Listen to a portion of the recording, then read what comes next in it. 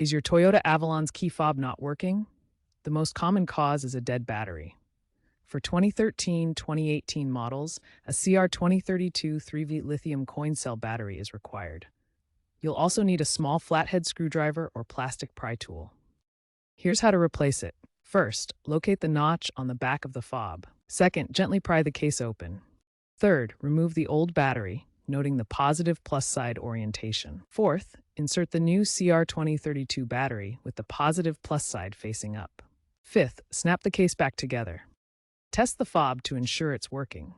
This DIY fix can save you money compared to dealership service. If replacing the battery doesn't solve the problem, common issues include the remote not working. Check for corrosion on the battery contacts inside the fob.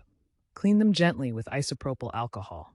Make sure the new battery makes solid contact with the terminals. Automotive technicians from AAA recommend performing annual battery checks to prevent lockouts. Another common issue is an open case, where the fob case doesn't stay closed. In 2013-2015 models, the case seam can weaken over time.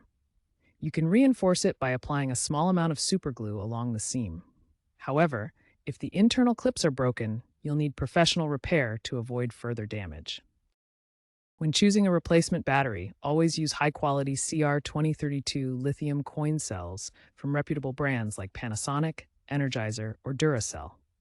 Avoid cheap generic batteries or rechargeable alternatives, as they can lead to malfunctions or shorter lifespan in your key fob.